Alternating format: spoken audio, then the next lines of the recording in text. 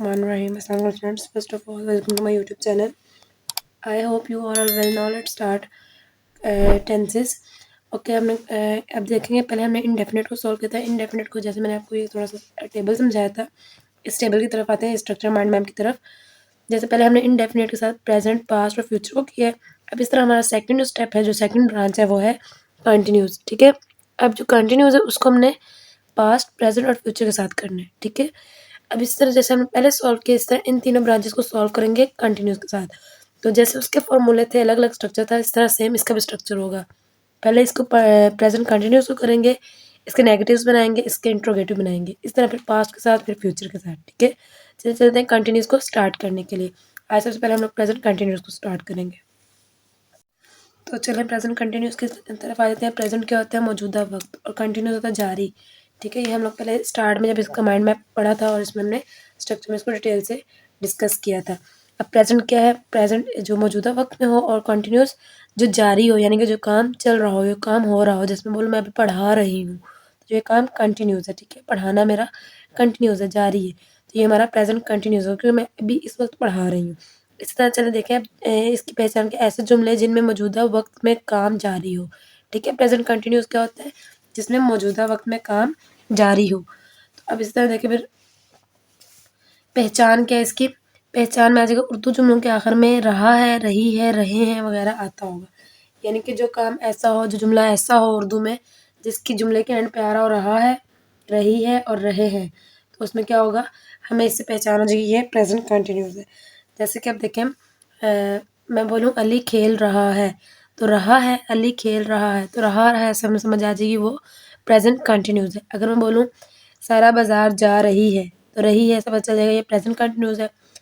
दादी जान और दादा जान अखबार पढ़ रहे हैं या टीवी देख रहे हैं, तो रहे हैं से पता चलेगा कि प्रेजेंट कंटिन्यूस है। अब इसके हम लोग फार्मूला स्ट्रक्चर देखेंगे। अब इसमें जिस तरह से हमने पहले पढ़ा है, डू, डज और डिड को पढ़ा है, इसमें हम लोग इज, एम, आर को पढ़ेंगे। ठीक है, जैसे इसका स्ट्रक्चर देखेंगे, तो स्ट्रक्चर देखेंगे इसका क्या है? Subject plus is, am, are plus first form of verb, verb और ING प्लस ऑब्जेक्ट। यानी कि इसमें क्या होगा आप लोगों का? सब्जेक्ट होगा सबसे पहले, सब्जेक्ट के साथ इज, एम, आर यूज़ होगा। ठीक है, और इज, एम, आर कहाँ कहाँ यूज़ होगा इसकी पहचान मैं आपको बताती हूँ।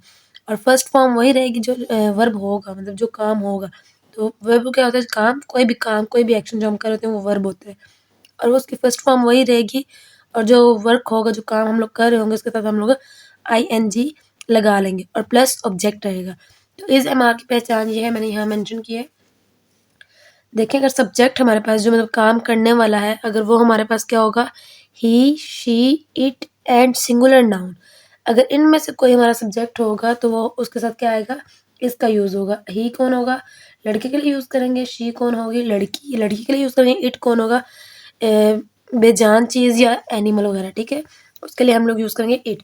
और एंड सिंगुलर नाउन, यानी कि कोई भी ऐसी चीज़ या नाउन या पर्सन या जो भी सिंगल होगा, उसके लिए हम लोग इज़ यूज़ करेंगे। लेकिन क्या?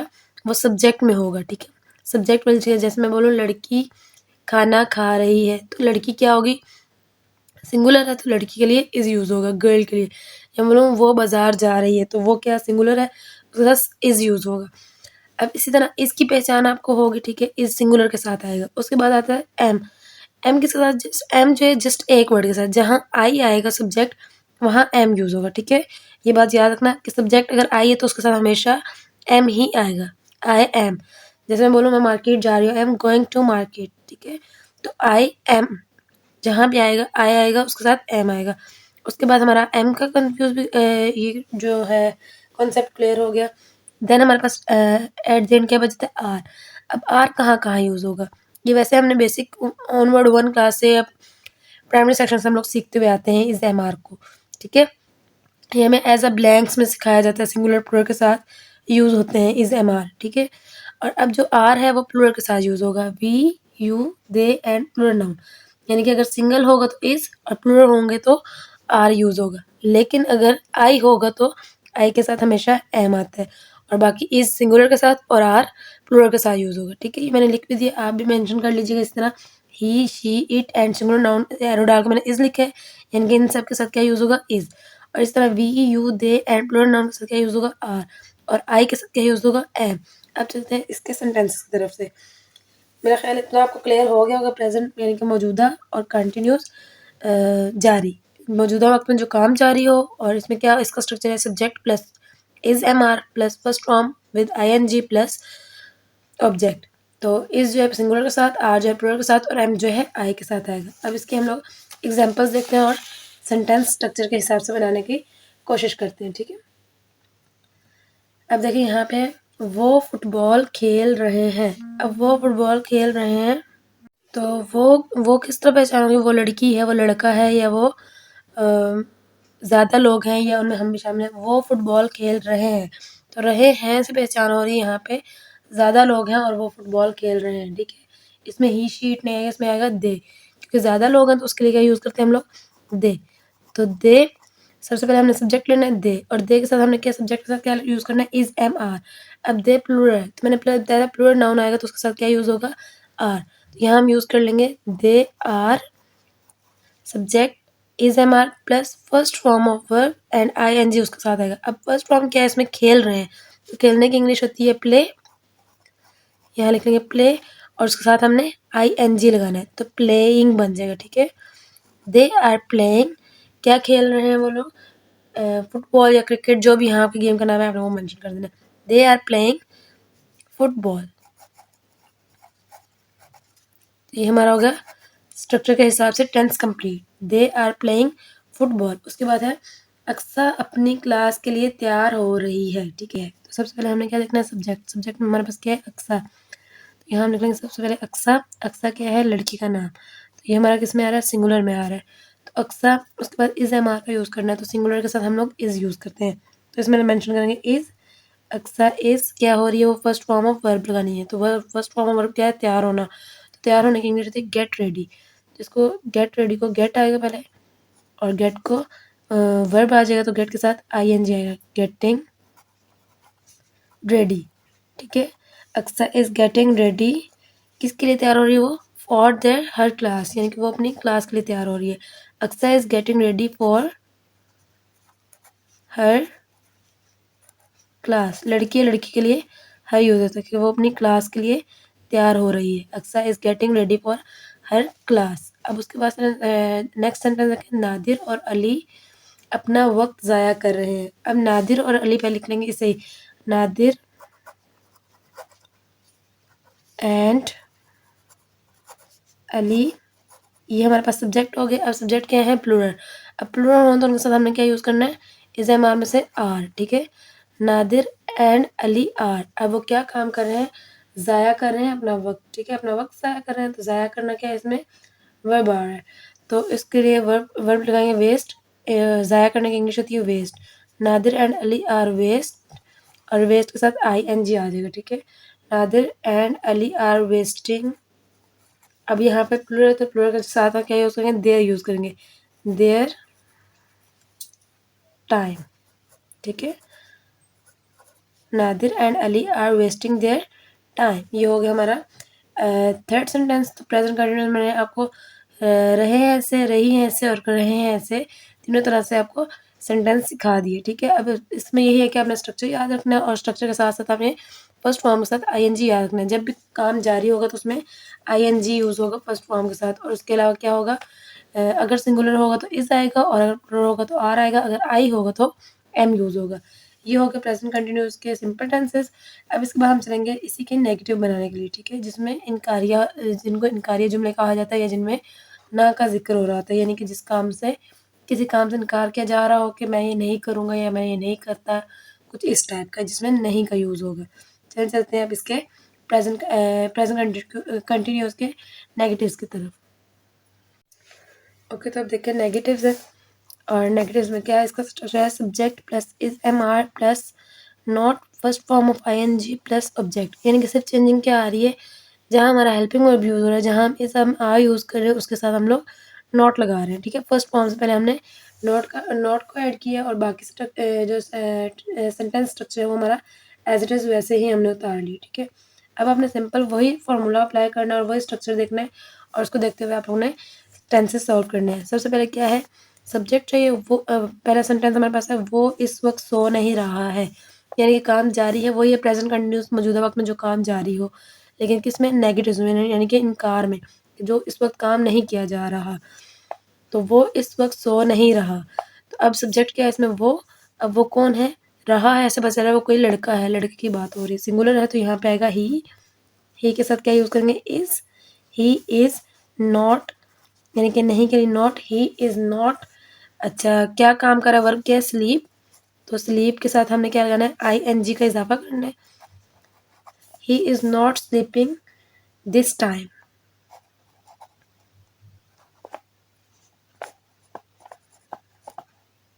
This time. उसके बाद है मैं आजकल इससे नहीं मिल रहा हूँ, ठीक है।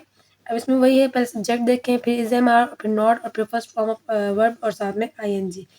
तो देखें इसमें सब्जेक्ट क्या आ रहा है, मैं, तो मैं के लिए क्या होगा, आई, और आई के साथ हेल्पिंग वर्ब कौन सा आएगा, इज एम आर में से एम आएगा, क्योंकि इज जो है सिंगुलर के लिए और आर प्लुरल के लिए, और एम जो है वो आई के लिए था। तो आई एम नॉट जो है स्ट्रक्चर का, आई एम नॉट, और क्या नहीं करा, वर्ब क्या है इसमें, मिलना, तो मिलने की इंग्लिश थी मीट, और इसके साथ हमने क्या करना है, ING का इजाफा।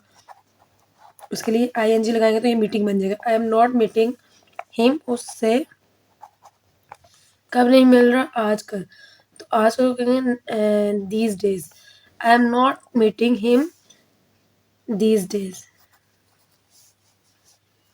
दीज डेज, ठीक है। ये होगा सेकंड सेंटेंस। अब थर्ड सेंटेंस देखें, हम इसके साथ काम नहीं कर रहे हैं, यानी कि हम इसके साथ काम नहीं कर रहे हैं। तो सबसे पहले हमें इसमें सब्जेक्ट चाहिए। अब सब्जेक्ट क्या है, हम, तो हम के लिए क्या यूज़ होगा, वी, और वी क्या है, प्लूरल, तो उसके लिए हम लोग साथ में यूज़ कर लेंगे आर, वी आर,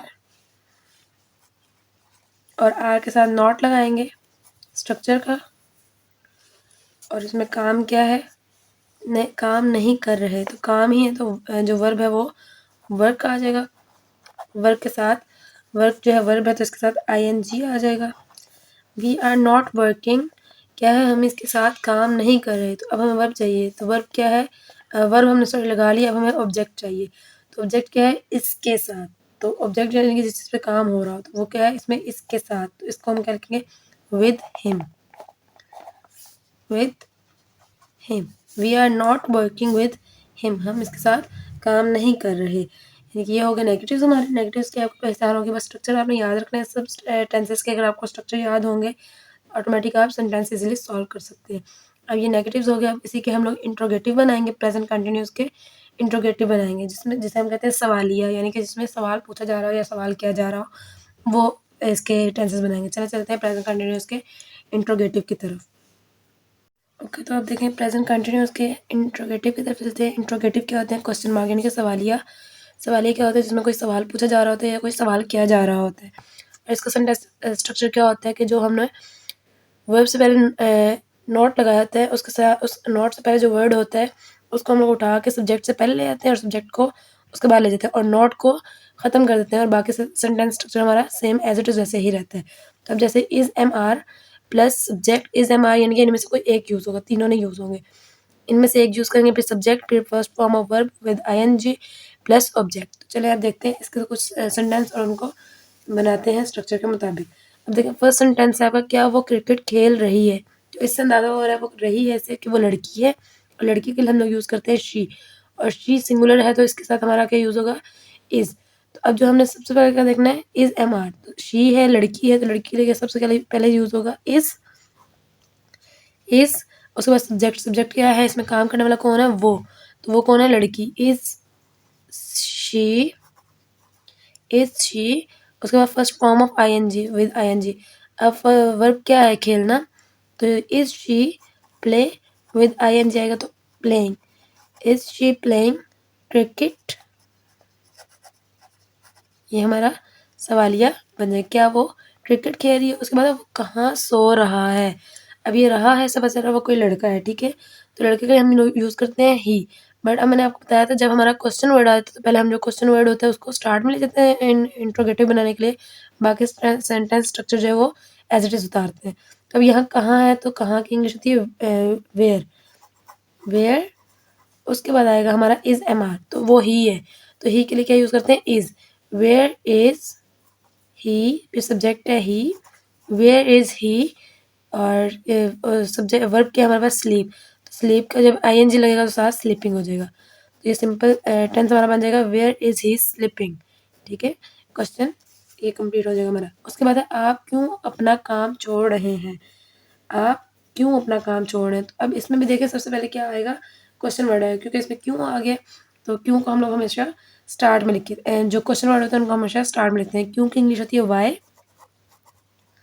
अब आप है तो आप क्या है, यू है सिंगुलर नाउन, ठीक है, बट हमें जो यू है ना इसके साथ जो है आर लगता है, ठीक है।